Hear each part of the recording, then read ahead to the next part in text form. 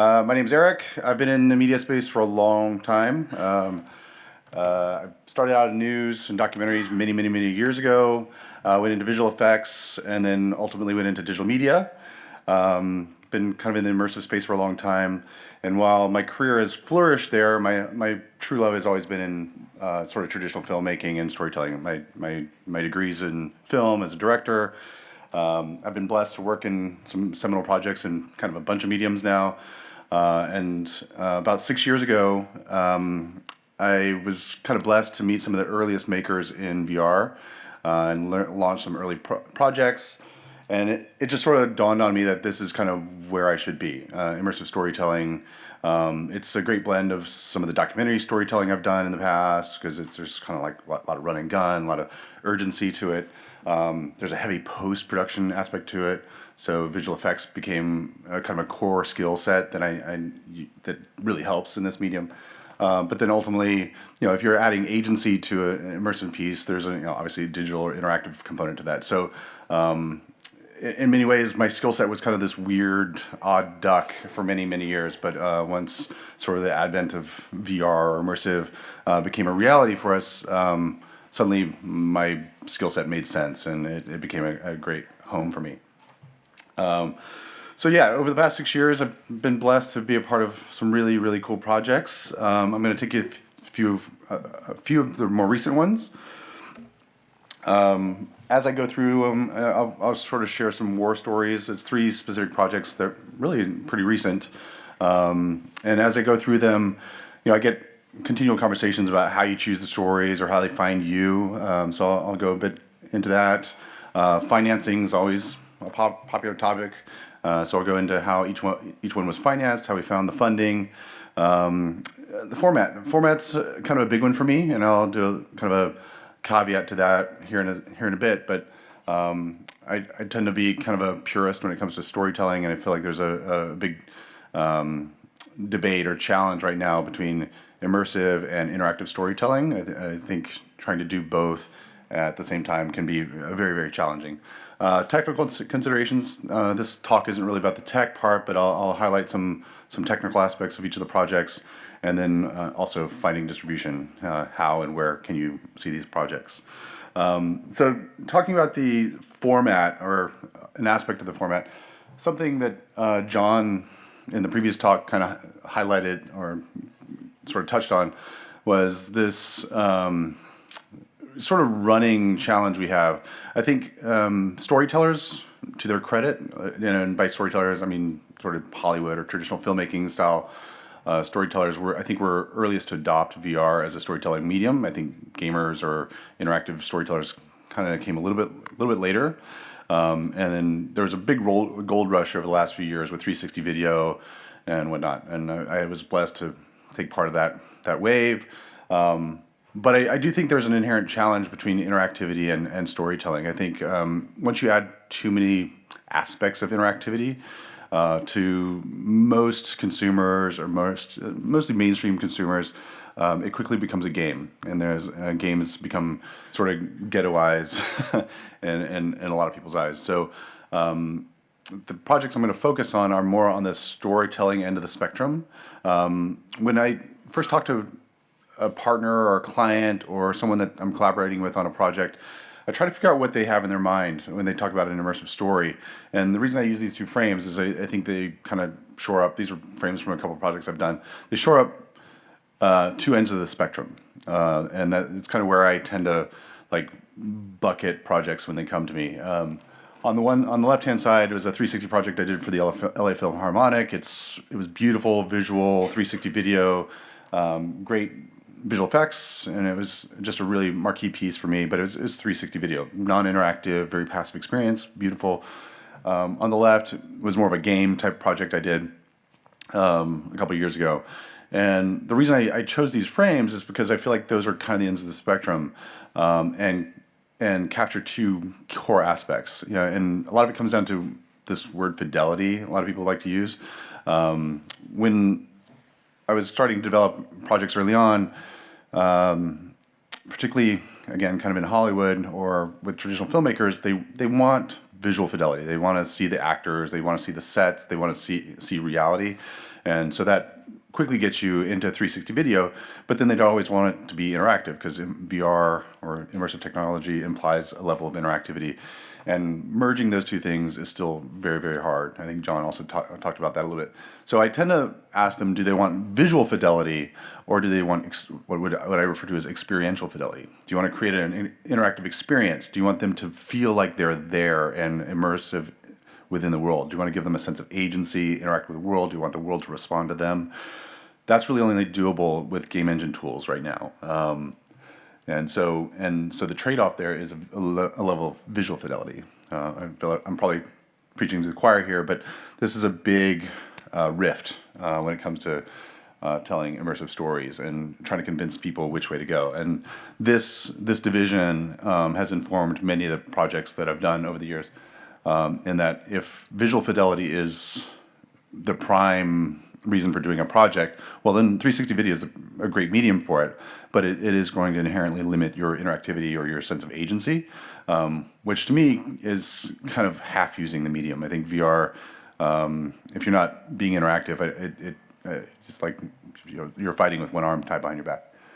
But that said, not everybody wants to look at a game. Even telling an immersive story in a game engine, you have to do it stylized. Doing photoreal characters in a game engine is still quite challenging and very expensive, and you run straight into the uncanny valley. So I tend to try to get people to go towards a more of a game engine route if they're wanting to tell an immersive, interactive story.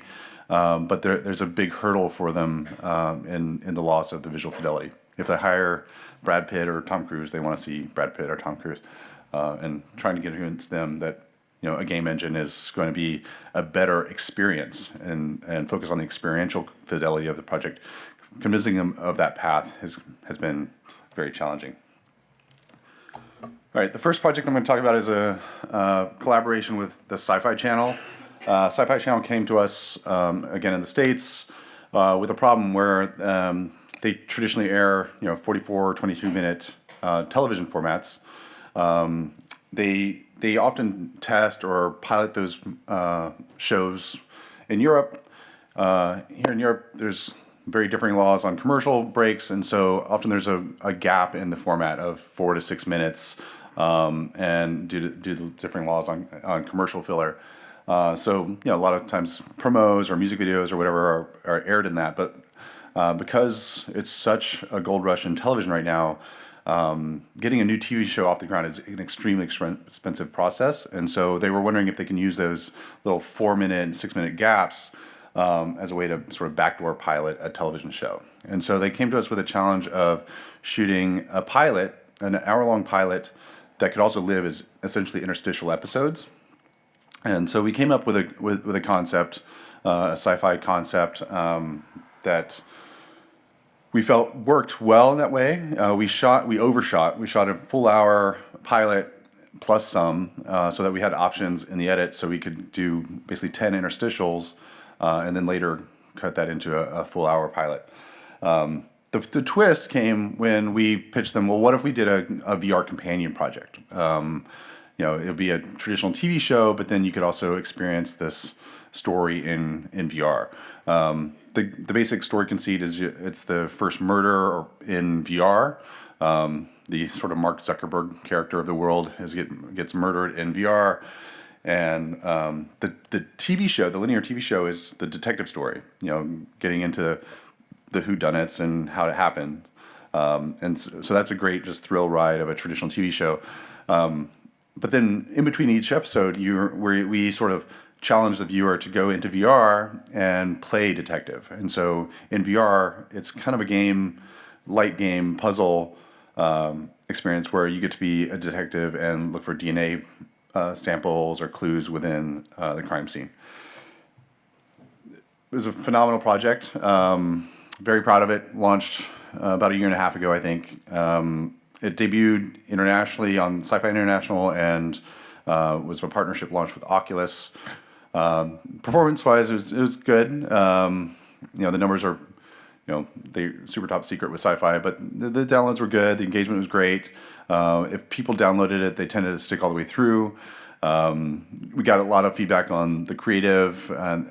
Sci-Fi, NBC Universal actually considered picking it up as a full series, which was our hope. They ultimately passed on it. It's still in sort of this development hell, if you're familiar with it, of various people considering adapting it into a full series. Some of the key learnings, this gets a bit into the weeds. One of the obvious ones is the budget. Doing a TV show, a science fiction hour-long pilot on a limited budget is already a big challenge because they don't want to put a lot of money forth. But then also promising a VR deliverable was probably a step too far in hindsight.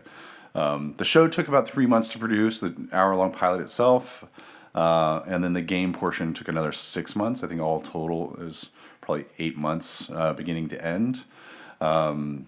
They bought the show on a pitch document. It was a treatment document, and which was great because that meant there's little upfront that we had to do to get it sold. But then they greenlit it and they wanted it to be in production within like 2 weeks, and so that just meant we ended up writing while we're shooting, which is always a really bad way to start a project. I'm going to play the trailer. Happy to take questions at any time. This gets way more interesting if people have questions. Again. Halcyon, hybrid television VR series, kind of a Law and Order meets Black Mirror kind of idea. Original IP that we pitched, launched on Oculus and Sci-Fi. Here's a little bit of explainer. There's going to be traditional linear broadcast episodes, and outside of that, VR episodes to further experience the world of Halcyon through using the Oculus Rift or the Samsung Gear VR. You put on the Oculus Rift, you put on the headset, and you'll suddenly appear inside a 3D model of one of our key sets. There'll be a viewing room, and you'll be able to watch episodes on a large screen, and it'll be like having a large screen at home. But when the VR episodes start, that environment will actually transform and will allow the users to walk around. You can explore, move around the world, interact with objects, you're picking up clues, physical objects, you're tracing fingerprints, and kind of helping the characters solve the crime in the story. Great. That glass had an intact, clear print.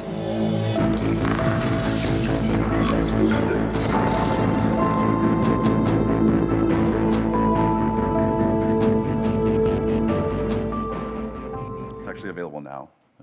That's an old end card. Thank you.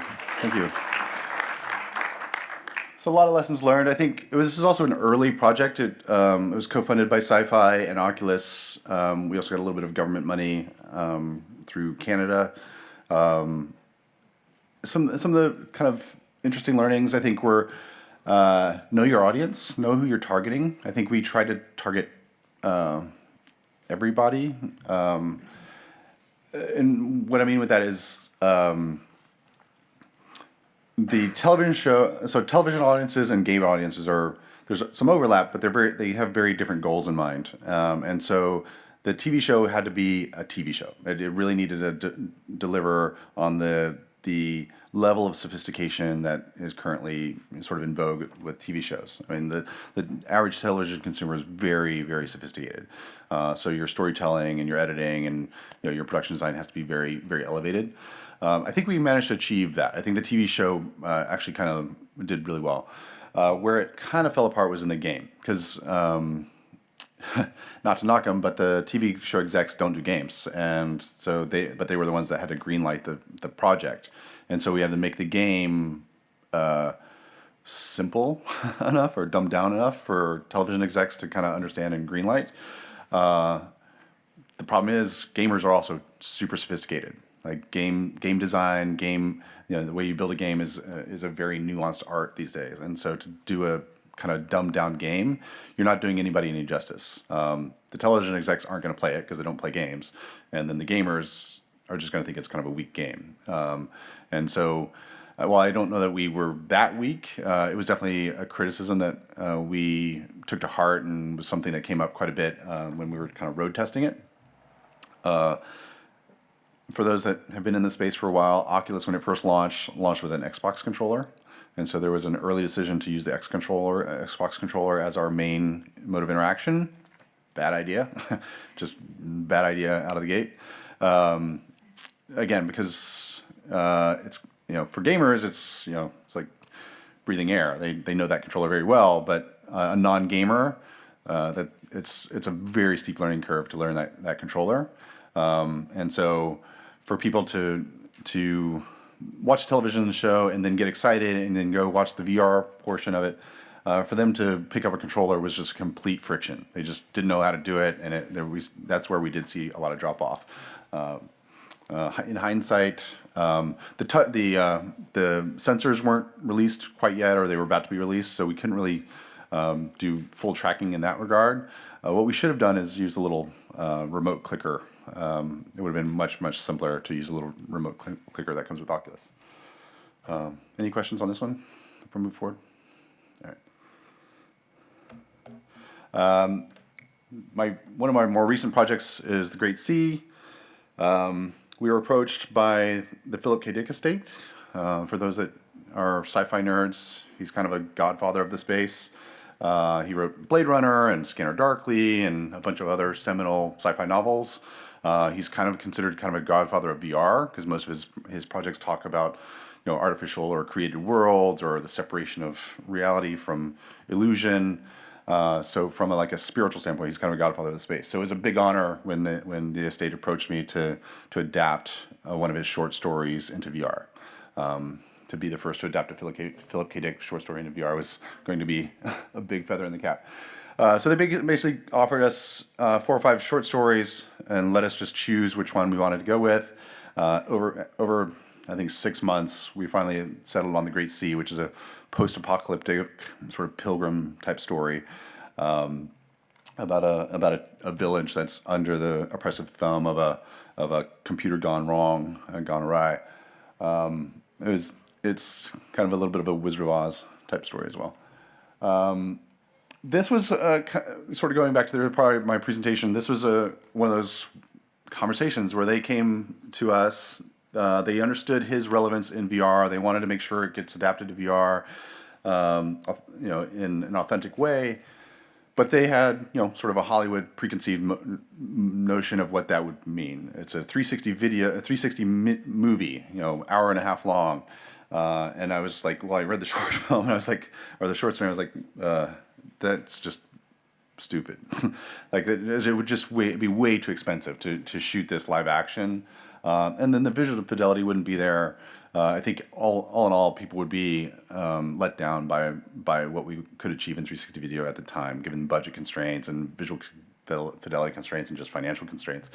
So I did pitch them on a light interactive animated version that we did in a game engine. We ended up using Unreal.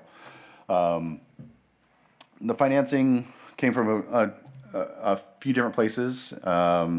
Again, we were working with the Canadian government and Canadian production companies at the time, and so we were able to leverage government funding. But then, due to the association with Philip K. Dick, there was some private money that came in, and then ultimately one of the platforms did a licensing agreement. So I don't know that we've made much money off of it so far, but it's paid for itself. The financing didn't have to come out of our own pockets, which is a big deal.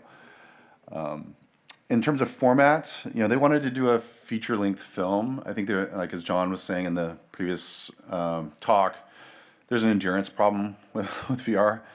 You can put the headset on, but most people tap out after 7 to 10 minutes, unless you're a gamer. There's great research. Gamers get lost and they can be in the headset for hours.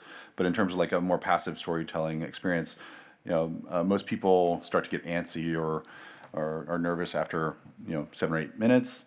So we decided to do it in chapters. We conceived of a 9-part story arc, each of them roughly 10 minutes. So you get a 90-minute adventure, but it's broken up into 10-minute chapters. The financing only covered the first 3 chapters, and so I'll show you a trailer for the first 3 chapters. I think we're still currently looking for financing for the closing 6, but we wanted to make at least the first 3 a complete story unto itself. For the primary reason is we did need to monetize it. The estate, they were honest with themselves. This wasn't going to make millions and millions of dollars, but they didn't want to give it away for free, and so it did have to monetize. I think right now it's being sold for $5.99 on Steam for ultimately a 30-minute story. Let me go ahead and play the video.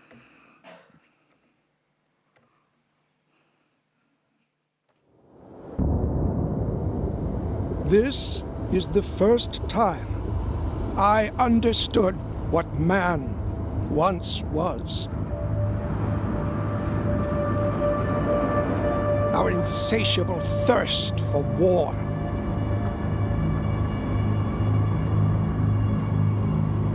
The inevitability of our downfall.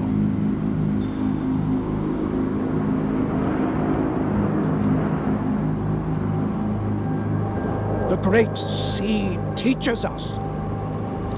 Be humble. Live simply. Deny our dark impulses, lest we return to chaos.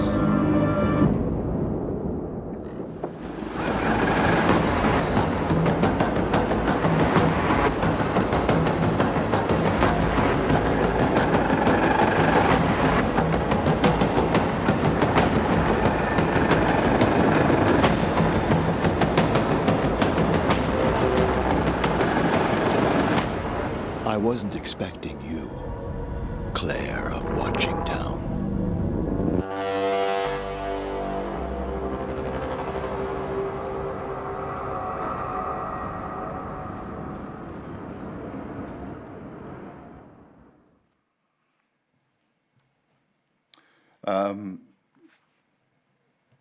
I think the negotiation took longer than the actual production. And not that they were particularly hard. It was just getting traditional Hollywood lawyers to talk to like digital lawyers or tech lawyers.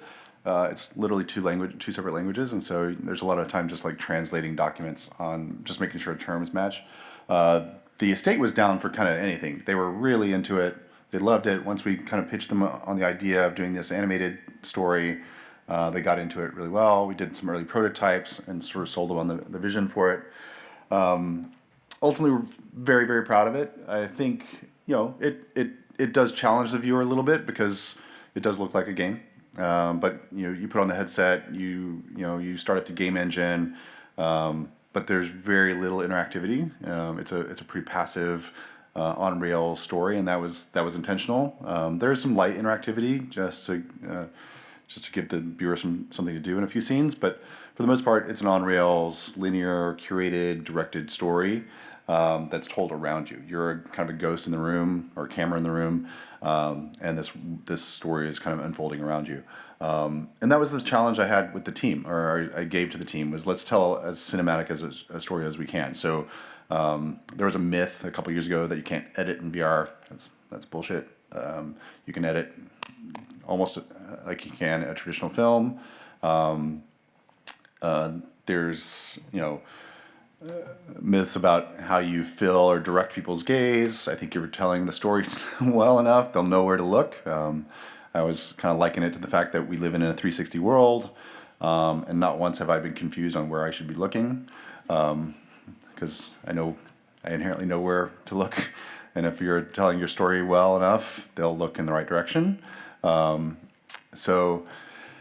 You might lose them for a frame or two, but it's just not something to derail your story or your storytelling process about. And in a game engine, you actually get to cheat a little bit because you can actually kind of edit and cut them to make sure they're looking where they need to at any given point. But we actually didn't really do that too much. Trying to think of, I think that's about it. Any questions on that one?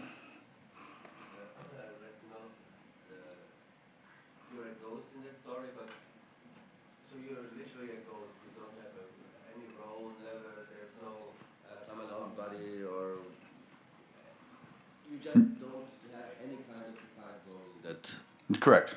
That's correct. And that's intentional. I think POV is another trap. I've done a lot of projects, and that's also a question I get a lot. VR isn't like, people assume it's a POV medium because obviously it's your POV, and so everybody, let's put you in the body of this actor or this character. I think that only works for certain stories. Like games learned a long time ago that you can separate player and protagonist. They do that all the time. The player is not always protagonist. You're watching Master Chief do the story, and you're watching him as a third person. And I think that's true of VR. I think forcing someone into a POV is actually it's more challenging than it creates more challenges than it solves, because you have this problem of amnesia. Like if I put you in the body of a housewife, you have no idea what her background is. Does she have kids? Like you know, and so then it becomes the whole story becomes about that back story. And if you're telling Memento, that's fantastic. But most stories aren't Memento. Like you want to tell a story that progresses from a backstory and makes progress from there. You don't want to just keep telling the same backstory. And so that challenge of amnesia or automatic amnesia is a big problem for most stories. And so, yeah, there's a bit of a disconnect when you put it on the headset and you realize you're just a ghost in the room. But I think that most of the people get over that pretty quickly. And the story is, it's an action adventure story, so it gets going pretty quick. And I think we did a good job with casting and the voices, and so you get kind of pulled into this world. And so just like a movie, you just go with it after a while. But there was definitely a debate early on, particularly with the estate, on whether you should be Claire or not, and what does that mean, and how does that impact the story. But ultimately, that it became a spiral of trying to solve other questions that we didn't really want to solve, about her backstory, who she is. If you're a female player, you're Claire. If you're a male player, is that confusing, and vice versa? Like, it just created all kinds of problems if we assume POV. Whereas if we went third person perspective, it solved a lot of that storytelling stuff. I mean, it's true of traditional film too. Like a traditional film could be POV, and there are some, but they tend not to be that good. Right? Hardcore Harry, I think, was a recent one. But great question. Any others? All right. Last case study. So also, as John in the previous talk highlighted on, the trend right now is into location-based experiences. We were approached maybe 9 months ago, almost a year ago, by Amazon. They wanted to do an LBE, a location-based experience, for their show Jack Ryan. Jack Ryan was debuting in August. They wanted to do a location-based experience at Comic-Con, which is in July. They ultimately gave us, I think, 3 months, which was insane. I'll wrap it up quick. Which was insane. The technology challenge was huge. They wanted us to do basically an obstacle course. We flipped it and said, let's do a physical obstacle course while you're in VR. And so, as far as we know, it's kind of a first of its kind. VR tends to be allergic to sunlight. You don't do a lot of outdoor VR. This was in full San Diego sunlight. This was, 102 Fahrenheit, I think, in a parking lot with blazing sun. So the technical challenge of tracking the VR headsets was quite challenging. I'm going to just jump into the video real quick since I know I have limited time.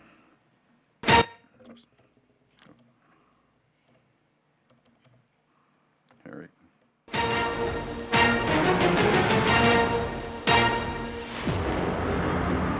What's up, everyone? Sydney here for IGN Access, presented by Tom Clancy's Jack Ryan. Only at Comic-Con can you jump into a spy experience that sends you packing for the Middle East. Here is an inside look of the world of Jack Ryan, an attraction just outside of the convention center. In all the years that I've covered Comic-Con, this is one of the most interesting displays that I've seen out here.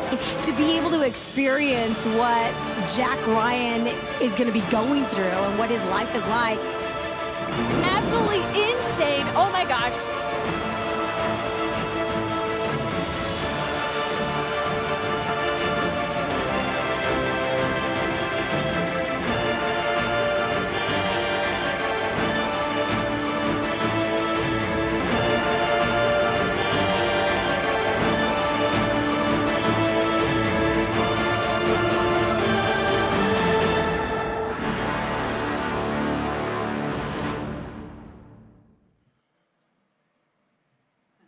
So some of the lessons, don't do this on 3 months. I think we needed like closer to 6 months. A lot of corners ended up getting cut to make that delivery. But in the end, it was a very full experience. There was the physical physical obstacle course, the virtual obstacle course. The obstacle course had 5 stages. You rappel out of a helicopter. You walk across a plank. You get in a little bit of a shootout. You zip line down 60 feet, and then you get in a 2-minute car chase at the end. All physical and all in VR at the same time. As far as we know, it's the only time something of that magnitude's been done. We thought, from an experience point, we thought the rappelling and the zip line would be the showstoppers for people. Putting on a headset and sort of blindly jumping out of a helicopter, we didn't think would be something most people would do. Turns out that wasn't a big deal, because gravity's your friend. Like, you just take the first step and gravity does the rest. So, and that was true for the rappelling and for ziplining. Again, you just have to take a leap of faith. The one that became the challenge was the plank. And I gave an earlier talk. It was fun. It was really fun. So the plank, it's, I don't know, 20 feet long. It's 4 inches wide, but you're on a full floor. Like, there's no way to fall. Like, you're literally like half an inch off the floor. But because the virtual reality is so convincing, and in virtual reality we erase the floor, all you have is the narrow little plank. By the second or third step, half the people just couldn't finish it. They just could not, because the lizard brain kicks in. The lizard brain just like, nope, you're committing suicide right now. Don't do that. And so people, as they would 1-2 steps, and then they literally couldn't control their legs. They would just buckle, and they would collapse, and they'd suddenly ask for help.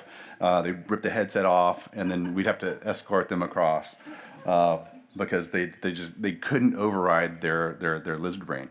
So that was a great learning. And at first it was like a panic moment with the experience. Like, the client was suddenly, what? People can't finish the experience.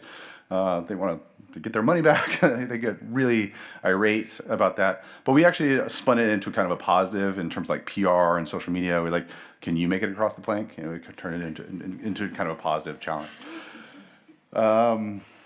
It was, I think this is kind of where the trend is in terms of like bigger VR activations. I think there's a bit of a winter of VR, as you may have heard in some of the other talks.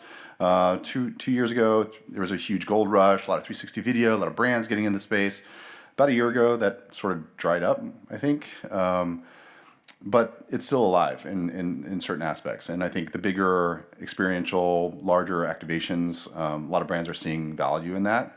Because not only was it physical and virtual, there was also an online component. We streamed all the headset streams to Twitch, so you could actually watch it on Twitch. The plank where people were collapsing was also streamed on Twitch, and people at home could fire RPGs and throw chickens at the player to distract them as they walk across the plank. So we made it sort of interactive and immersive for not just the people on the location, but for people at home. And so we're seeing a lot of requests from brands to figure out how to take the virtual and make it social in a sense. So I think this is a big success in that regard. I think that's it. I think I'm out of time. Thanks, everyone.